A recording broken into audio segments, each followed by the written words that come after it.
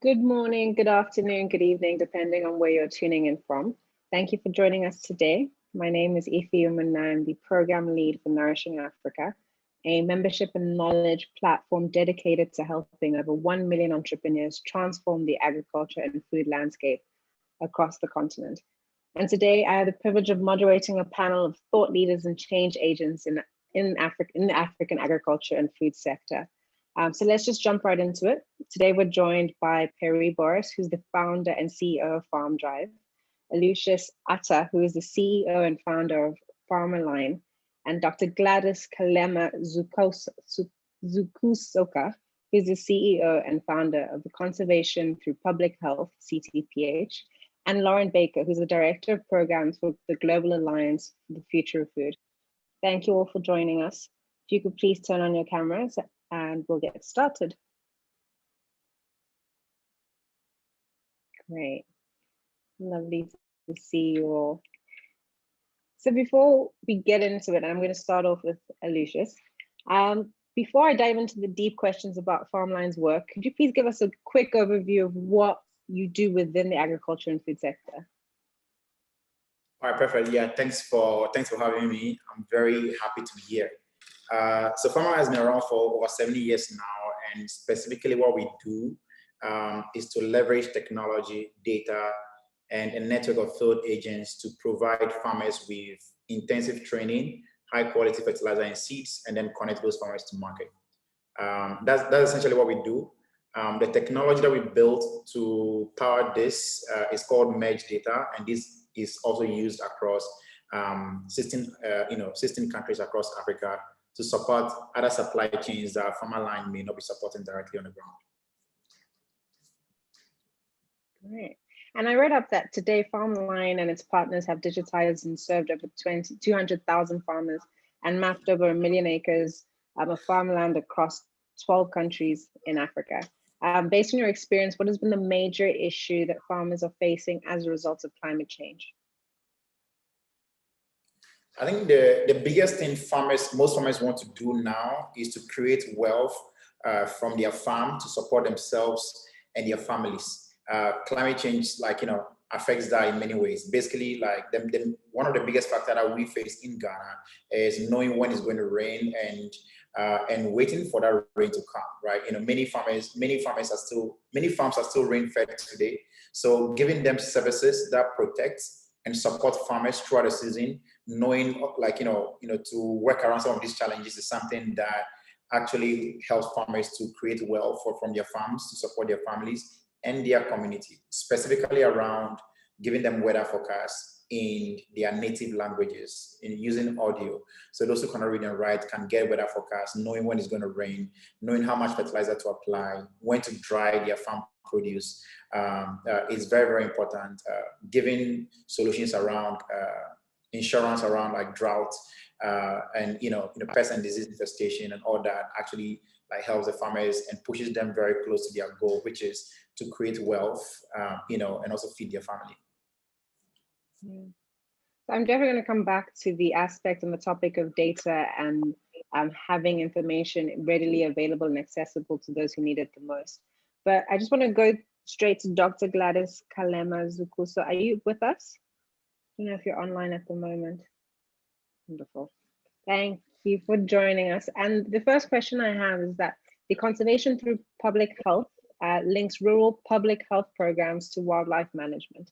Can you give us a brief overview of why you chose this avenue of creating both wealth, information, as well as trying to ensure that not only are we conserving our environment, but we're able to provide health and public health to those that need it within rural settings? Oh, you're on mute. Thank you so much for inviting me on this panel. The reason why we started Conservation Through Public Health is based on experiences I had as the first veterinarian for the Uganda Wildlife Authority. We investigated a skin disease outbreak, the first skin disease outbreak in the critically endangered mountain gorillas at Bwindi Impenetrable National Park, which resulted in a baby gorilla dying and the rest only recovering with treatment. and we traced it to people living around the park who have very little health care. So after the gorillas have been habituated for tourism, after gorillas have been habituated for tourism, sorry about that, they end up going outside the park to raid people's banana plants. And when they do that, they get into contact with dirty clothing that people put out for scarecrows to chase away gorillas, baboons, and other wildlife that's disrupting their crops. And that's how they ended up getting the scabies. And that's when we realized that we couldn't protect the gorillas without improving the health of the people living around the protected area. And so that's why we started to integrate conservation, public health, and sustainable development together. And I'm curious to know, how were you able to explain this to people within the community when they try and understand the linkages? Because oftentimes you wouldn't automatically think the two together. So how were you able to sensitize the rural communities and those about linking the two together? Yes, we've been able to sensitize them because actually when gorilla tourism began at Bwindi, it's been easier because of the tourism. When gorilla tourism began, it lifted people out of poverty. Before gorilla tourism began, the only options were working in the tea as an outgrower for the tea factory. There wasn't any other option of livelihood. And most people were peasants, just tilling their land and trying to see what they can eat and sell what they can sell. But there weren't other economic options. So when tourism began in 1993, suddenly people could start to see revenue coming from tourists coming to visit. They pay money. It used to be $250 then, and now it's $700 for the hour that people spend with the gorillas. And some of it goes to the local communities and to help them build schools, clinics, roads, and other community projects that they may have through the permits and the park entry fees. So people could really see that tourism was helping to lift them out of poverty. But when you're visiting gorillas, you only have to be a minimum number of people. You couldn't be more than 6 people at the time. Now it's gone to 8 per gorilla group per day. And it was explained that we can easily make them sick. And that's why we have to limit the numbers of people visiting them. So we already started talking about the very things people have been talking about COVID many, many years ago, limiting numbers, and you have to be a distance of, that time it was 5 meters, then it increased to 7, and now it's increased to 10 from the gorillas. So they all understood that there's a health issue. We can easily make them sick because we're closely related. We can easily make each other sick. So when we discovered that the gorillas were not only at risk from people visiting them in the park, such as tourists coming from around the world, or park staff who visit them, or researchers or vets, but they're also at risk from going outside the park. Because before tourism began, people used to cut down the trees before it became a national park and it was a forest reserve.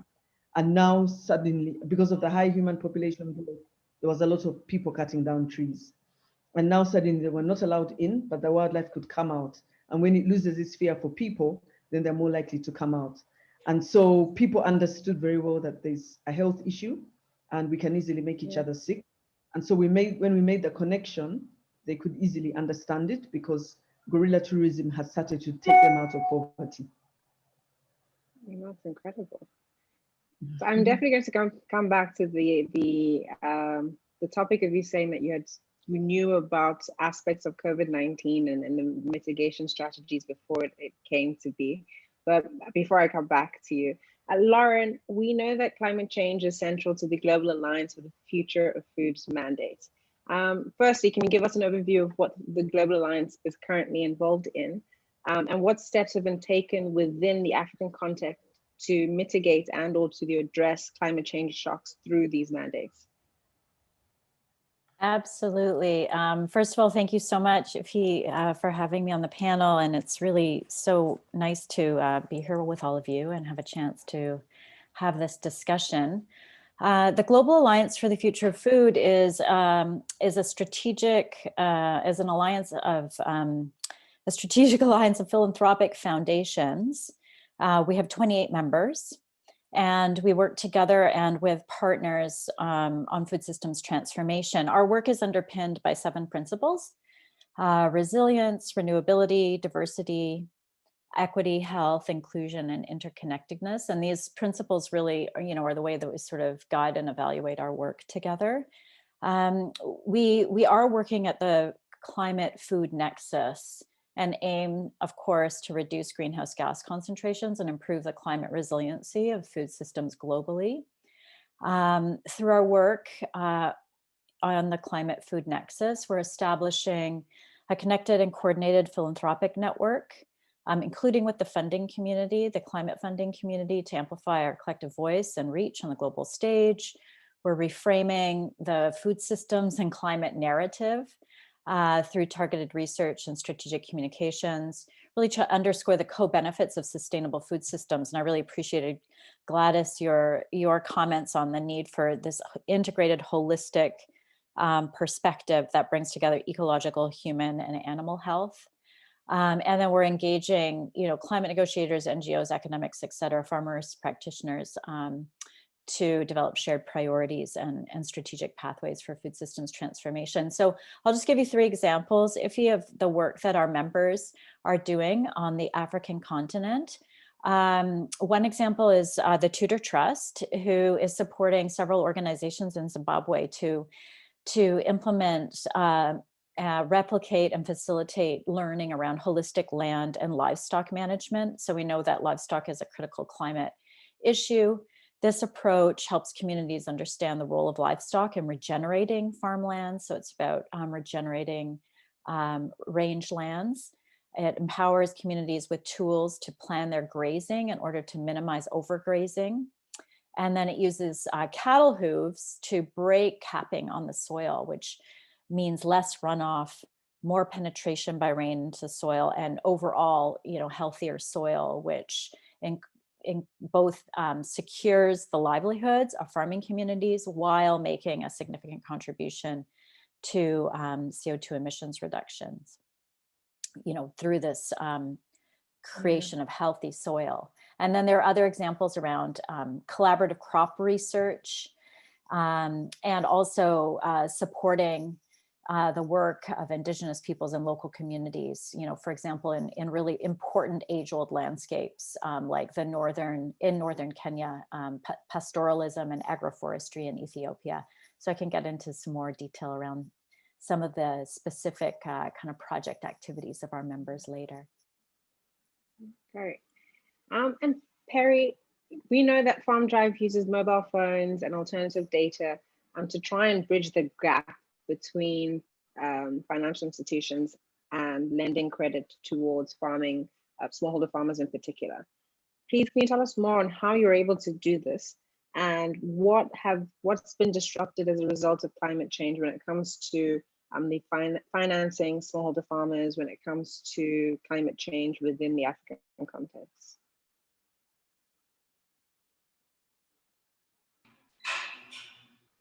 Great.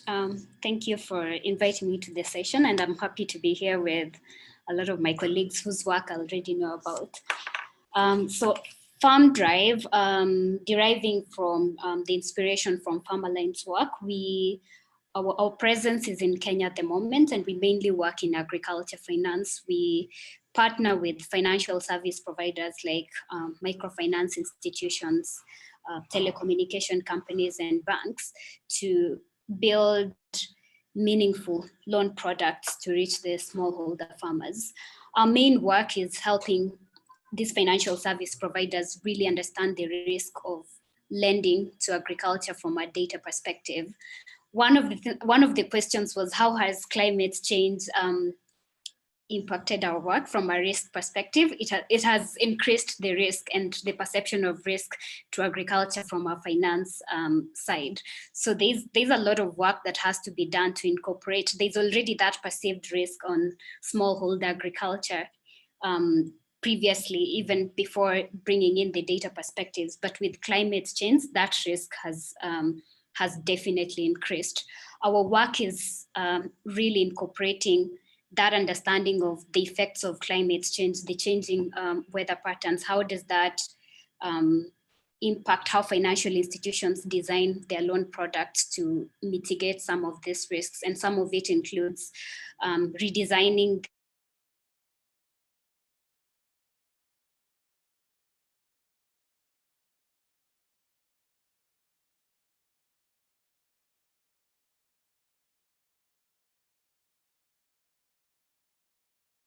So I was talking about some of our work includes using data to help financial institutions redesign their loan products for the smallholder farmers to think through the loan durations and the loan products they give the farmers, how the pricing works to cater for that risk of climate change.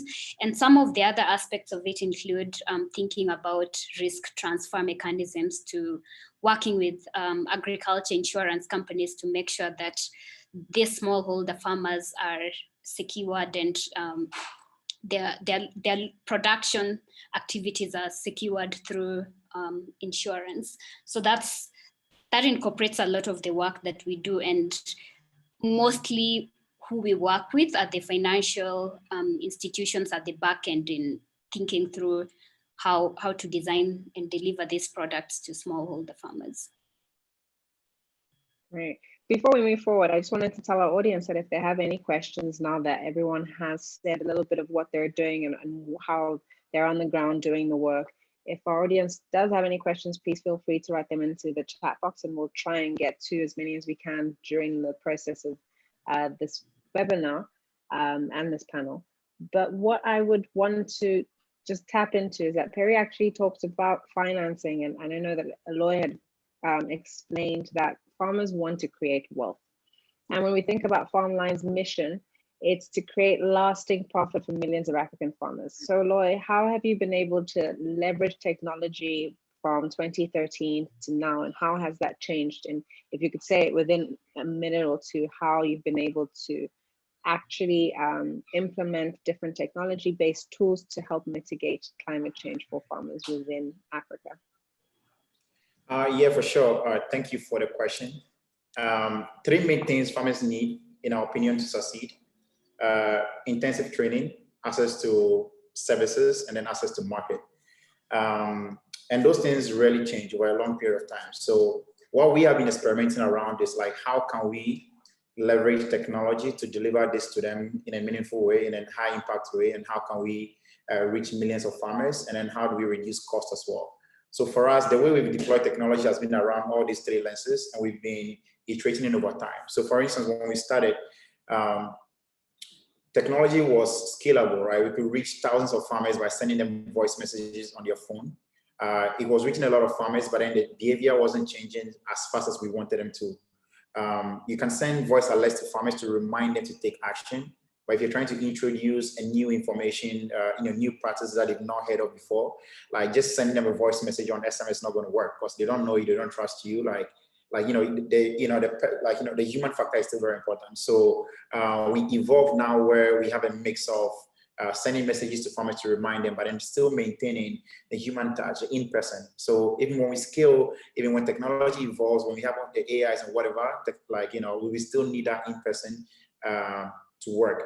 And then the next thing that we are focusing on now is like, how do we deliver that in-person training, reach millions of people, but do it at a price point that is sustainable, so we don't have to bleed cash over time, right? So then that's something that we've been focusing on. And technology, we deployed bits and pieces of technology to make that happen. So it could be a voice message, voice platform or SMS platform. It could be an Android application that is digitizing the operations of farmers. It could also be an AI-powered or remote sensing tool. So it all evolved and changed over the past 7 years, but it's been around three main things. How do we make sure we are making impact?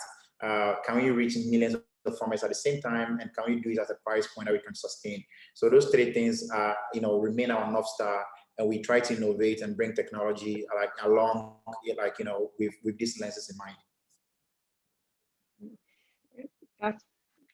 So for me, I actually want to add on to that. And when we say something that meets the price points, that's often a very debatable aspect within agriculture, because many people have different price points that often do not align. How are you able to meet the various key points for different stakeholders and ensuring that it's within your price point as well? Because as we know, technology and data tools are often not affordable to many.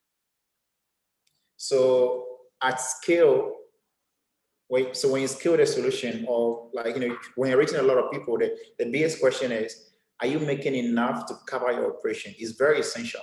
If you are like, a for-profit social enterprise that is not dependent on donation, which is what Farmland is, we are not we are not a not-for-profit. If you are selling fertilizer to farmers at, let's say, $100, and your margins are like $15, our point is the $15 enough to take care of your staff costs, your field costs, and technology costs. For us, it's very important to figure that one out from day one, because that influences the kind of services that we put out there to reach the farmers. Because what we fear is we don't want to be a business that delivers good services to farmers by you're doing it in a way that is not sustainable. You're doing it in a way that those services could be taken away from the farmers anytime. Like, COVID was one big test. When COVID happened across the world and in Ghana, many protection programs for farmers was scaled back, right? Like for good reasons, right? Many of them scaled back.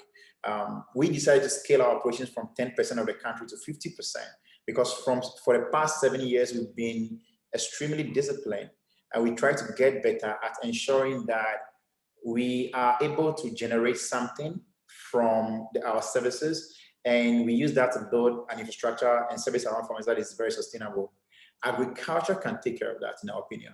A lot of people eat, a lot of people pay for their food, and billions actually is made from the raw materials and the produce that farmers produce. So in our opinion, it is definitely possible to develop solutions that can pay for themselves at scale while reaching millions and impacting millions of farmers at the same time. Great. And Dr. Gladys, we know that, as I had said previously, communities and farming communities and rural communities in general often don't have access to tools needed to fight climate change. How are you able to ensure that, and how are you able to prepare communities within your ecosystem, particularly rural communities, and how are you preparing them for shocks in terms of climate change shocks, and ensuring that they're able to adapt and be resilient within your ecosystem? Yeah, and thanks for that question. And in improving the health of people around protected areas, such as Bwindi, where the mountain gorillas are found, we also improve their livelihoods through farming. And we found that many people are unhealthy because they're poor, and not all the people are benefiting from the tourism industry directly, as in through employment or through providing food, accommodation, or crafts.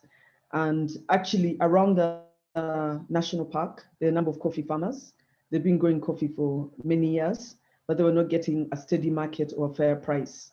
And so we started a social enterprise for the NGO. And this is the kind of coffee we produce. It's called Guerrilla Conservation Coffee. And what we do is we basically teach them to grow good coffee, and we only buy good coffee from them. We buy it at an above market price from what the normal price is, and we sell it to tourists who come to visit the gorillas and other wildlife, or expatriates in Uganda, because Ugandans don't drink a lot of coffee, but and then also the coffee drinking Ugandans. And during COVID-19, prior to COVID-19, our main customers were tourists and people within the country. But of course, with the lockdowns all over the world, we stopped tourism, had to be suspended, also to protect the gorillas from getting human disease.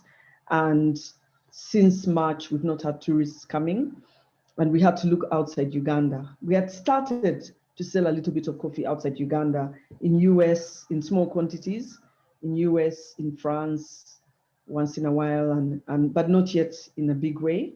But we were lucky to get a UK buyer during COVID-19. They came on, and since May, they've been ordering coffee, and they've done 4 orders so far. And that meant that when we sell coffee to somebody outside there, we're able to buy more coffee. And so as much as most community members did not get any income since March because of tourists not coming, the coffee farmers, some of them were able to get an income. And that meant that they didn't have to enter the park to poach or to collect firewood. And this meant that the gorillas' habitat was secure, and all the other wildlife in that same habitat are secure. The national park, Bwindi, is not only good for the fact that people come and visit, and they provide ecotourism services which protect gorillas and other wildlife, but also the forest itself is a very good climate stabilizer.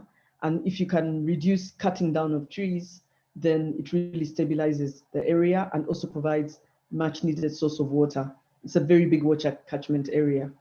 And so the way that we engage the farmers as well to be resilient to climate change and to do things in a way that doesn't destroy the environment is, even as they're planting coffee on their farms, we've committed to a zero deforestation approach, where Guerrilla Conservation Coffee is a member of the Sustainable Coffee Challenge, which is Conservation International Sustainable Coffee Challenge, trying to make coffee the first fully sustainable crop in the whole world.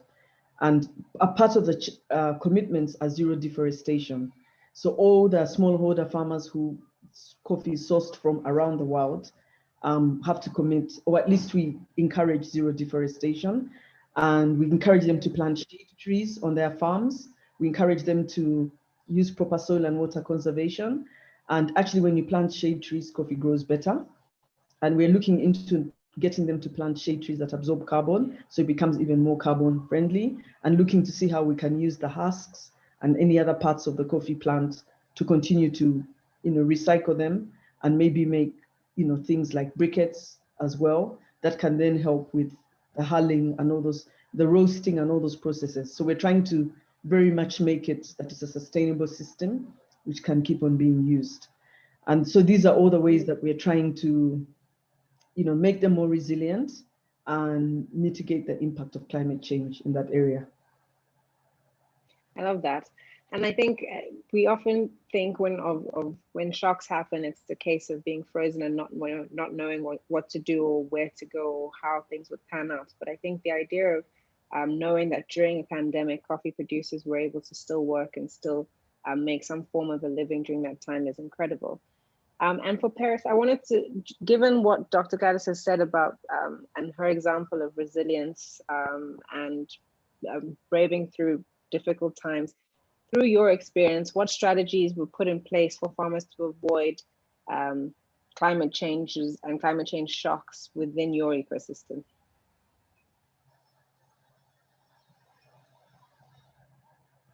Sorry about that.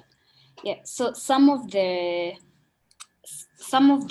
techniques or methods or mechanisms that I've seen deployed and that work effectively, number one, from a finance perspective, has been the deployment of insurance, even to smallholder farmers. For a very long time, insurance there hasn't been a lot of uptake of insurance especially in agriculture in most African countries in the smallholder sector. And I think one of the countries that has done really well, and that's for large scale agriculture, is South Africa.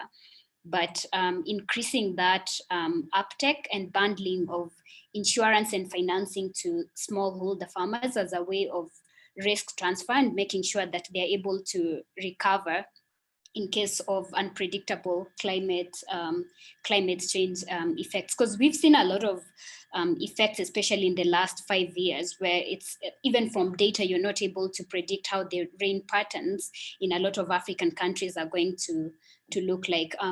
Insurance definitely plays a key role in mitigating those risks for the smallholder farmers.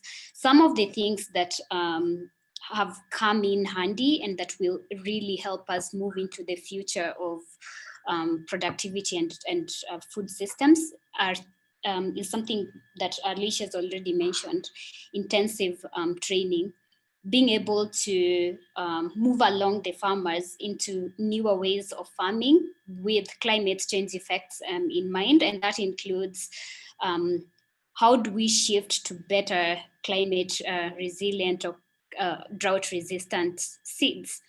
How do you move farmers from the indigenous farming methods to more water efficient use, water sustainable ways of farming? And that requires intensive training. Being able to do that at scale, that's something that I think organizations like Farmland are kind of figuring out how to be able to deploy training to the very last mile to smallholder farmers in an efficient way.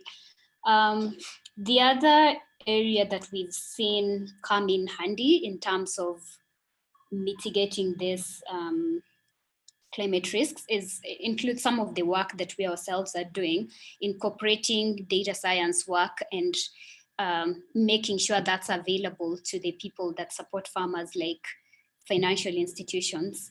When we came into the industry, I think five years ago, a lot of the products in the market were still very generic. You know, the retail banking products, farmers walk into the bank, what they get is similar to a loan product they get is similar to what a teacher and a doctor will get. And you see these are different cash flows or income flows.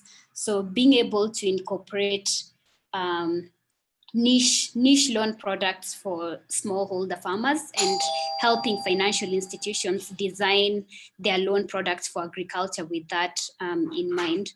One of the other areas that really needs a lot of investment, I haven't seen a lot of work in that sector, I guess because of funding and research, is post-harvest loss. That's one of the areas that's very, very critical to mitigating climate change effects, helping farmers store their crops for longer and reduce the losses that happen at the post-harvest stage. That's an area that is still underinvested. Definitely. And thank you, Paris. I want to move to Lauren, and I really want to discuss, firstly, knowing full well that climate change has brought about various components such as droughts and floods. What urgent action needs to be taken in order for Africa to be food secure and self-sustaining by 2050? I know it's a huge question, but if you were to name or to state two things that need to be done urgently, what would they be? Yeah, it's a great question, and really great to kind of make the connections based on the other panelists and the ideas that are coming up from the other panelists. So I was really interested in Paris, your program around redesigning loan programs and insurance programs. And what came to mind for me is, you know, how do we sort of evaluate our food systems decisions going forward so that climate risk is mitigated, so that we're able to adapt more thoroughly. And one of the things that we've done at the Global Alliance for the Future of Food is develop a holistic food system evaluation framework. And I think this speaks to, you know, really thinking about the kind of metrics that we need. What are the sort of criteria and the data? What are the key performance indicators that we're searching for to understand to underpin the decisions that we make? So the coffee example that Gladys shared is a great one.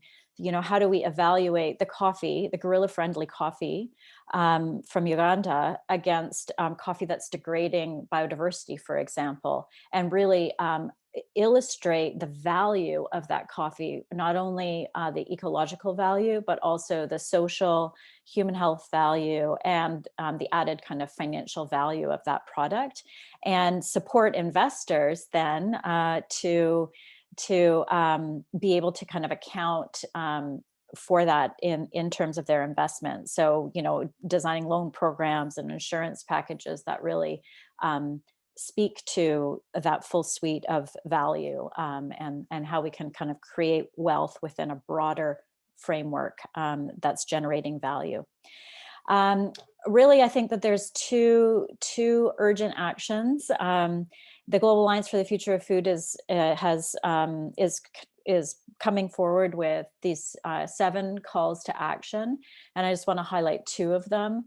One is really creating enabling environments for agroecology, ecological, and regenerative approaches where investments can flourish and benefit all. And we have some initiatives like one called the Transformational Investments in Food Systems initiatives, where our members are trying to align their endowment capital and their mission-related investments to really kind of catalyze enabling environments for regenerative and agroecological food systems. So that's really exciting. And then the second one, we've already mentioned it in the conversation, but really thinking about building healthy soil as a kind of key foundation for food systems and resilient seed systems as well. So promoting nutrient-dense whole foods that are underpinned by diversified food production, adapted to different microclimates and sociocultural contexts. I think that's really the second, key action that can be taken. And so our members are really, thinking about how to support groups. For example, Tutor Trust again is supporting a program, Grow Biointensive in Kenya, that's using a biointensive approach to increase and intensify production in small areas, with a focus on nutrition and diverse diet. So that's a really interesting example of using bio fertilizers and biologically, ecologically sound production methods and linking those production methods to human health and nutrition. And in that program, it's really leading to significant results. So 45% of beneficiaries saw marked improvement in diverse food availability, nutrition, health, and living standards. And cases of malnutrition were reduced. That's really exciting. And then conversely, the work on seeds, which I think is really important, in terms of adapting to climate change, drought resistance, et cetera, just working across that value chain with farmers, seed growers, research institutions in kind of new participatory ways to build secure and diverse seed supplies that are, again, adapted to community needs and ecological contexts. So those are a couple of ways that those two kind of broader actions can come to life through programs on the ground. And it's great to hear examples of that from the other panelists as well.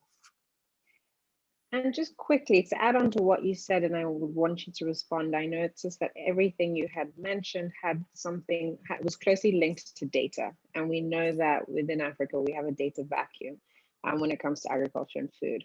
So how have you been able to address this, and how do we ensure across the board within the agriculture and food space, how do we ensure that data that's generated is accessible to all, especially to those who need it the most? I think that's a great question. And again, I want to talk about our work in true cost accounting and this holistic food system evaluation framework that the UN Environment Program developed. And we've been experimenting with the application of that across different scales of food systems activities. And this issue of, making the data available to those who are making decisions is really important. And conversely, it's like, what kind of data do we need? There's a huge data gap, and how do we collect data about not only yields and economic impacts and potential, but again, also social and human impacts, as well as environmental impacts, and what are the associated measurements? How do we value that and then build it into our decision-making criteria?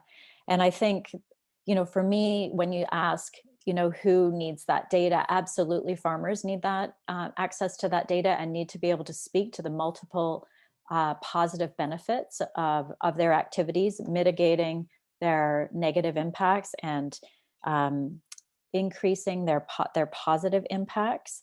But also they need again, back to the enabling environment, they need a policy environment that enables them to not only focus on,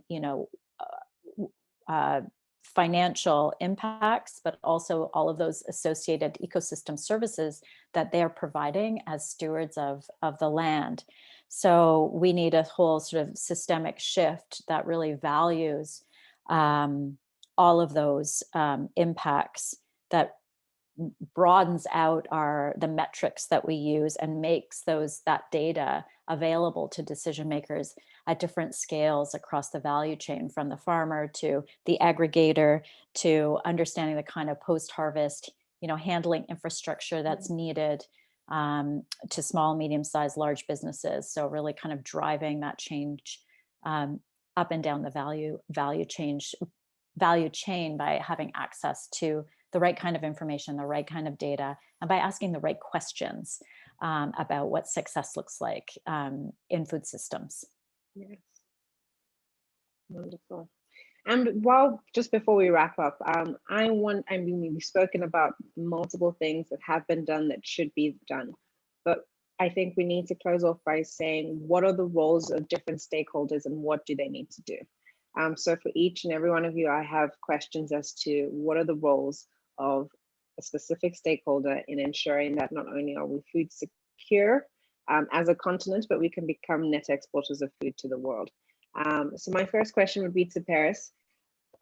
What are the roles of agripreneurs and agribusinesses, both within the financial sector, within agriculture, and from farm to fork, in addressing the issues of climate change in Africa? And what, let's say, 2 urgent steps need to be taken to prevent further food crises on the continent? If you could give it in 2 or 3 minutes, that would be great.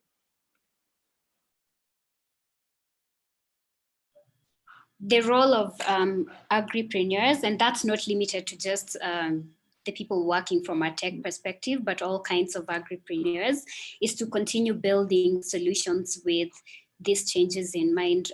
There's already an agriculture revolution happening. One of the effects of that has been, of course, the climate change and also the increasing population. So our role as agripreneurs is in figuring out how do we invent the future of agriculture by identifying the gaps and some of the areas where we can innovate. And in the case of climate change, how do we become better at building prediction models for things like the rain patterns? How are we able to predict things like the locust invasion that happened? It was such a surprise that there was no accurate prediction model in all of Kenya that could have really catered to that aspect.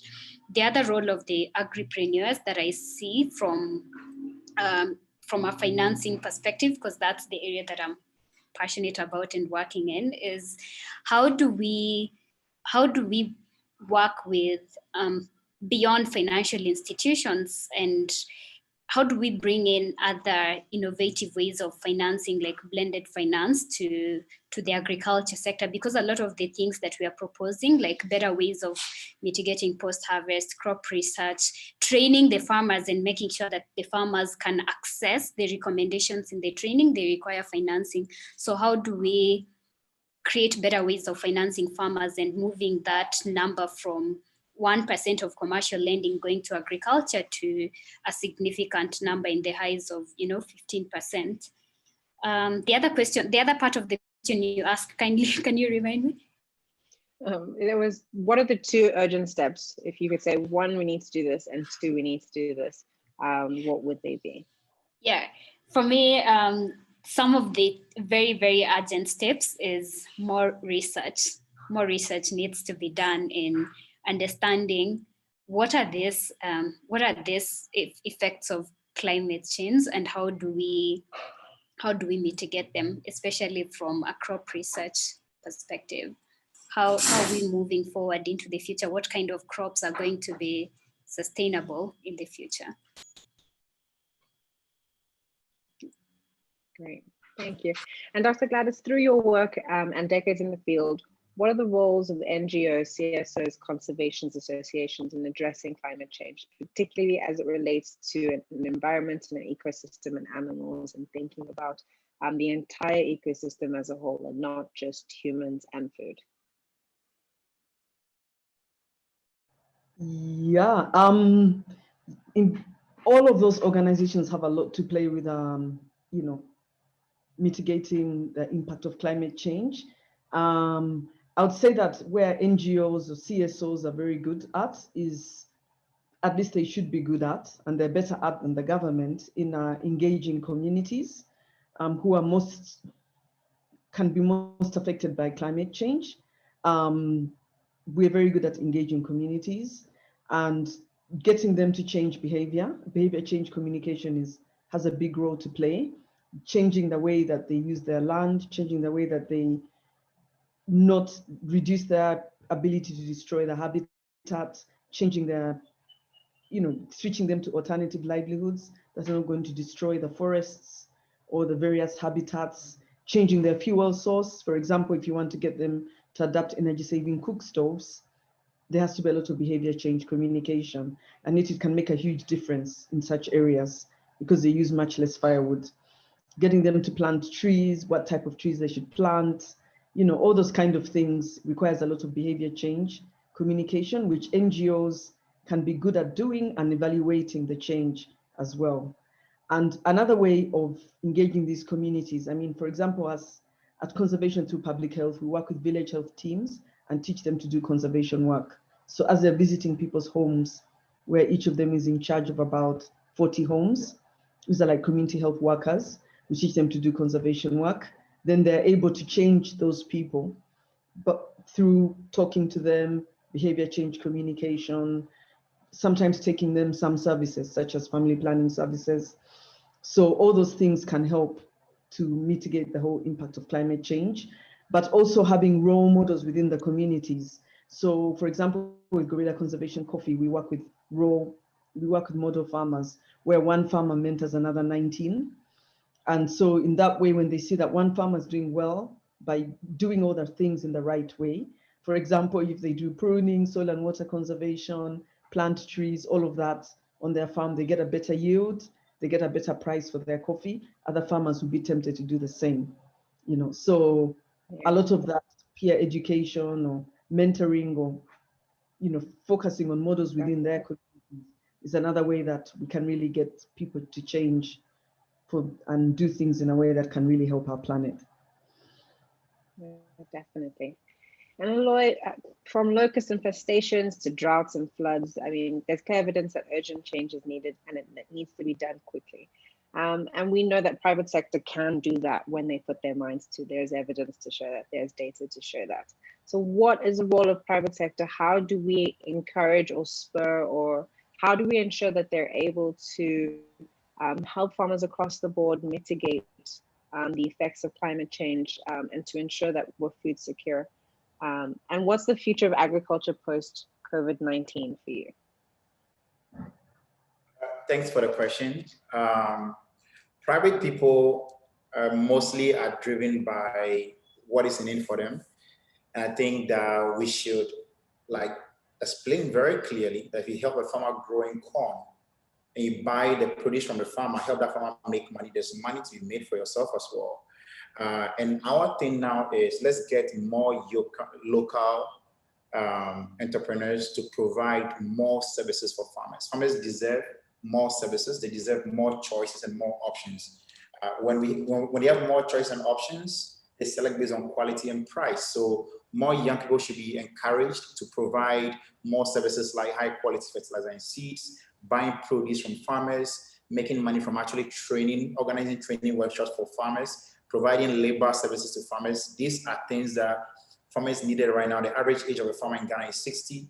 When you're growing cocoa, you need a lot of labor. A lot of young people are traveling to the cities. When the young people understand that you could make money, you could make like $100, $200 a month from doing that in a season, when the season is high, they will do it, right? So just providing the infrastructure and the access for them to do it is a way to go. Government can also play a role. They can play a role around, when it comes to technology, I think we need like a national digital, technology plan, a shared infrastructure. So Farmland will not build its own farmer database. Some other company builds the farmer database. We are all collecting data from the same farmers. There's a lot of fatigue. Data is not being shared. The government wants to do something, they collect another data. Imagine in the West, right? Imagine if every bank has to create their own social security, right? If every person has to create their own FICO score, imagine the amount of steps that it's going to take to provide those services. That is not currently available. I do not think any one private organization should own that. That will essentially mean that you're controlling the food security inside of the country. Government should be equipped and they should own and they should run that. That's my opinion. And one simple thing that they can do to help farmers today is just reduce the importation of food that is produced by farmers. It's so simple, but it's not done. reduce importation of rice, reduce importation of tomato, right? Stuff that we consume locally is produced locally. We should make it cool, like, to actually consume those foods, because it to put money in the pocket of farmers. So those are the things that I think that whether during COVID or post-COVID, if those things are done, is going to put farmers in a very powerful position, in a resilient position, that no matter what the world throws at them, they'll survive if they have money in their pocket, if they have wealth. Exactly. And lastly, Lauren, what are the roles of philanthropic foundations when it comes to addressing climate change as it relates to food security? And how do we ensure that collaborations are not just about talking, that they actually turn into action and tangible, visible action? I'm on mute.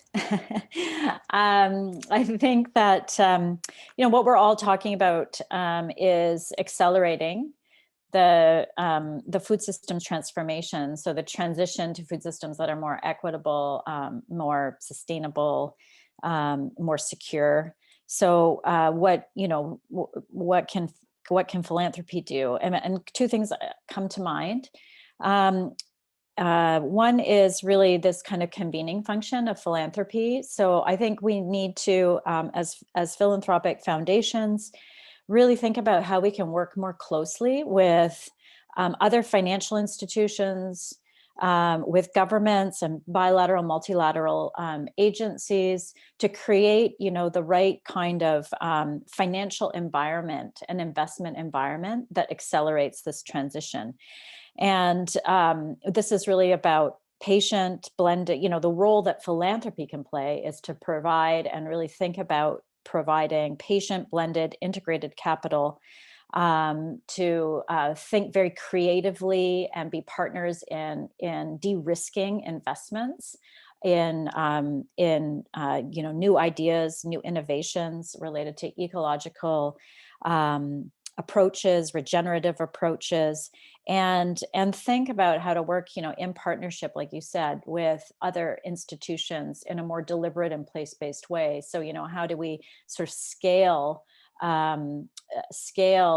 these approaches and really unlock the kind of investment potential to accelerate the transformation to sustainable food systems? I think philanthropy needs to come to the table more as partners in this, and really think about both public finance, so having conversations about public sector finance, fiscal policy across the value chain, and how we direct that toward more ecologically beneficial forms of farming, better and healthier food, and resilient livelihoods and communities.